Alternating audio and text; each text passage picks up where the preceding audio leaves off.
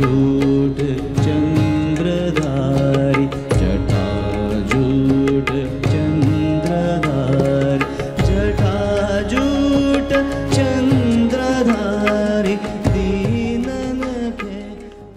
You know, in the spirit of a freewheeling conversation, I'm reminded of a film I saw about, I think it was 15 years ago the film was made, which was a series of conversations with quantum physicists and some mystics, to use that word. And the whole premise of the film was that the mystic and the quantum physicist is seeking an answer to the three basic questions, which are, who am I, where have I come from, and where am I going? I did not understand the film then. I am hoping that you would be able to throw some light on the three questions and, you know, what the physicists and the mystics are seeking. So you are asking me who you are? Kind of. See, it's all right to walk on the street, point at one of you and say, who are you? It's okay. You go to somebody and say, who am I?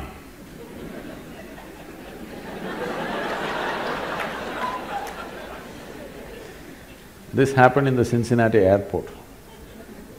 People had lined up to check in at the check-in counter. One man came briskly, jumped the line, went straight to the counter and thrust his ticket. The lady at the counter said, sir, there is a line, please.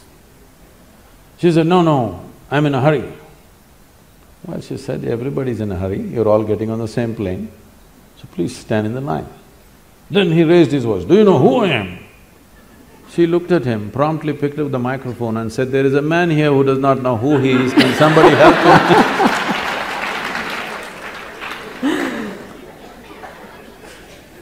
So, you should never address this question to someone else. All these so-called whatever, I don't know, I don't want to make comments, they all picked it up because that Ramana Maharshi's book, I think, became famous in California. Okay? Everywhere you go, everybody's talking, who am I, who are you? Who am I is a question that should be addressed within you, digging every time you ask it, digging it deeper and deeper and deeper into yourself.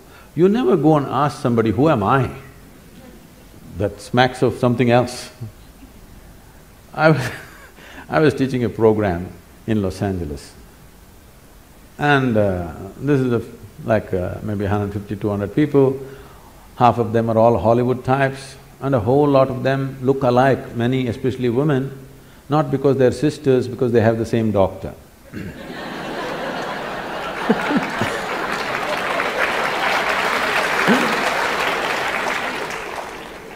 And I'm teaching them an extremely simple process that they need to do every day, which is just 21 minutes, extremely simple. Just that. They're saying, Sadhguru, you're teaching us all these things. But Ramana Maharshi said, you don't have to do anything. Oh, Ramana came all this way from Tiruvannamalai. I said, yes, he is absolutely correct. You don't have to do anything. And he did nothing. He simply sat in one place like this, 14 years.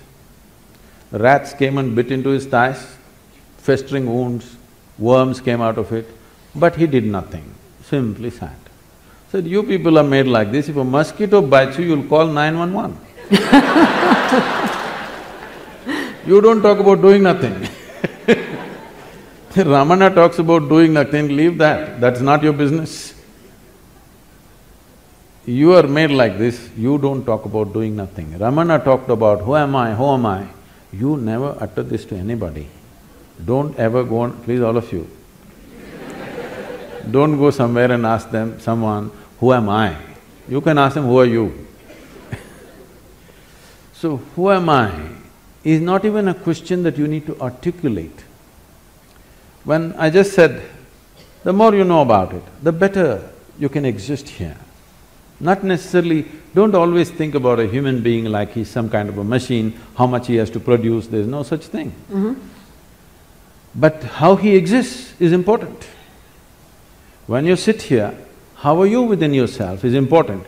What you wear may be socially important. What you drive may be important somewhere else, what kind of home you live in may be important for some other reason. But existentially, there's only one thing important: how are you within yourself? Are you pleasant or unpleasant every moment of your life? In 24 hours, how many moments of pleasantness, how many moments of unpleasantness, and how much support does it need to keep you pleasant? That's a question. Right now, in pursuit of human well-being, we've ripped the planet apart and still well-being is not happening.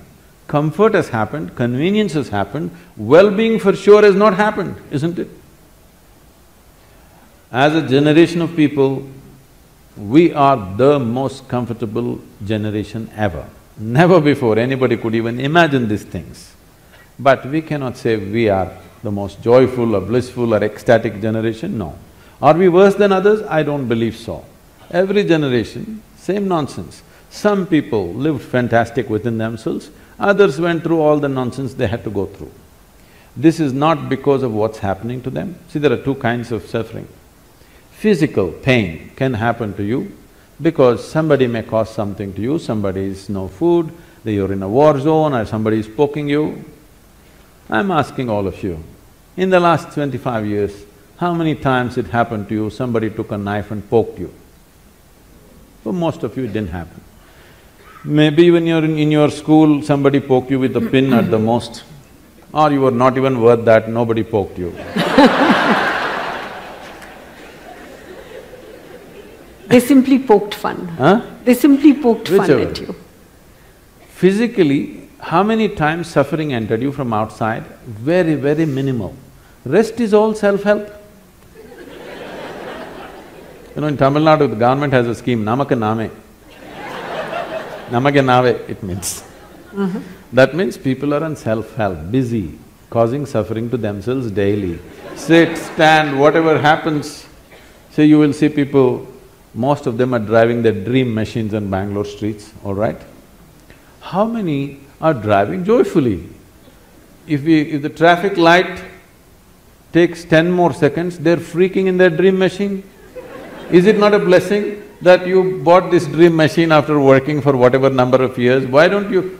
The traffic is making sure you stay in your dream machine for a little longer. What's your problem?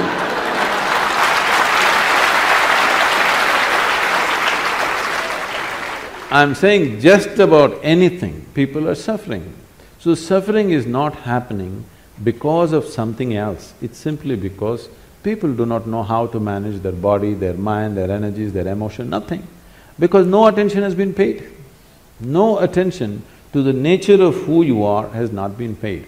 So who you are, who am I, question is entirely internalized question, never to be uttered, never to be written down. Unfortunately, somebody printed it and the whole world is talking, who am I, who am I?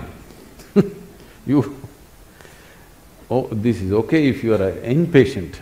If you're an inpatient in NIMHANS, you ask, who am I? That's allowed. That's allowed. If you're out on the street, you are not allowed to ask, who am I? You get me? You've also talked about… No, there are other two questions in that. Yes. Yes. I'm waiting for those. Where are you going? There's only one way to find out, you must go and see. As I was saying just now, some things are best known only by experience. People want to know, after my death, what will happen? I tell them, you must know by experience. Are you ready? No, then don't worry, wait. Where did I come from? See, essentially what you're asking is, all three questions put together, you're asking, what is the nature of my existence? Yes. Am I this body? Am I this? Am I that? What am I? What is the nature? Because whichever way you look at it, you can prove I'm that. Because for everything there is some substance. You can prove yourself to a woman, you say I'm not this, I'm a human being, you can say I'm just a piece of life, you can say I'm God, somebody may think you're something else, doesn't matter, but for everything there is some substance. So you can argue for it, but that's not the point. Really, what is the nature of your existence? Don't take this as some kind of a great philosophical or spiritual question, please see it as a practical thing. If you want to know how to use this camera well, the more you know about it, the better it is. You agree with me? Hello? Yes. Similarly, if you want to use this human being properly, the more you know about it, the better it is. So self-realization is a very practical thing, not an esoteric thing. What you think is esoteric is all the things that you don't have an understanding of. You want to make it esoteric or you want to make it mystical. Let's understand this word mysticism or mystical. Anything that you don't understand will look mystical to you, isn't it? Suppose you don't know what's electricity, you have no concept of that. Now, I press something here, boom, lights come on. Very mystical for you, isn't it? See, if I just had a light bulb 1,000 years ago, I could have claimed I'm God and it would have worked. Came too late, you know.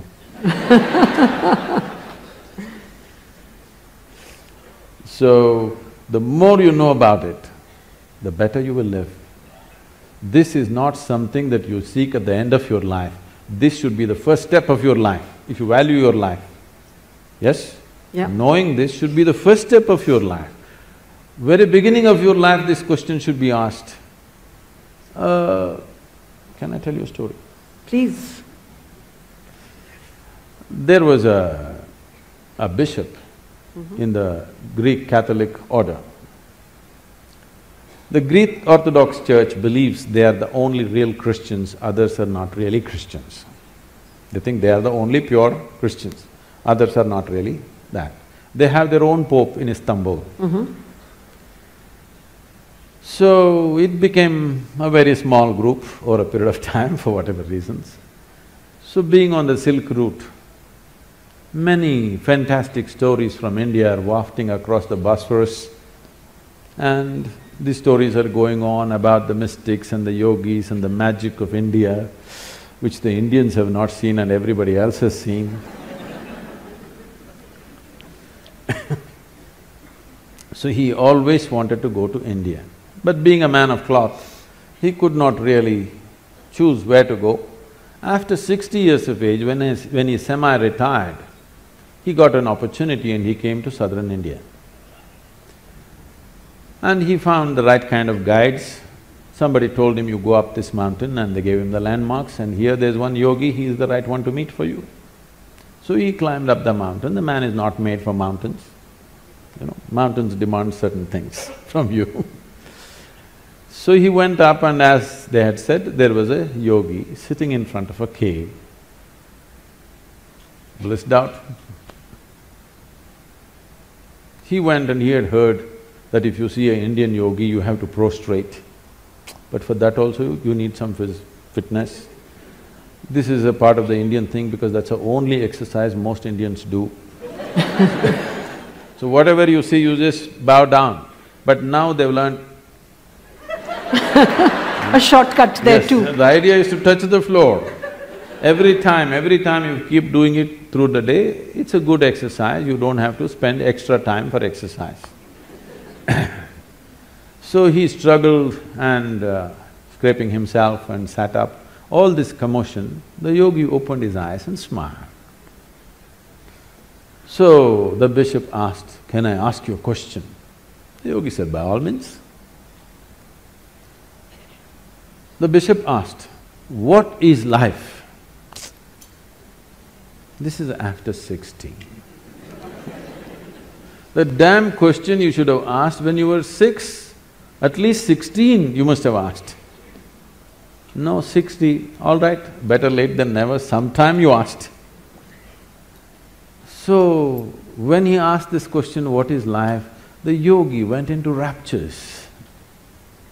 And then he said, life is like the fragrance of jasmine upon gentle spring breeze.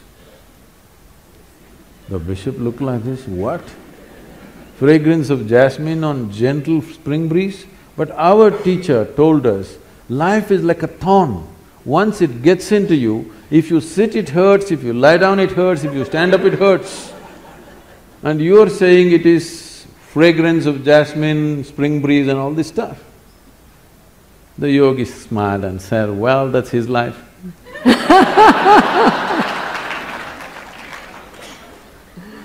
So, we have never paid attention to the most important dimension of who you are. And you do not know life any other way than the way it happens within you. Right. Yes? Right. You are the only doorway to the existence for yourself.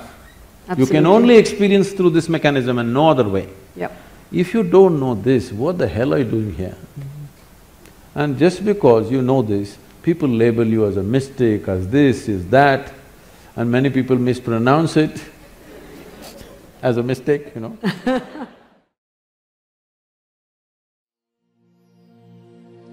Shariram surupam yatha va kalatram yashascharuchitram dhanam merutulyam gurorangripadme manaschena lagnam tatakim tatakim tatakim tatakim kalatram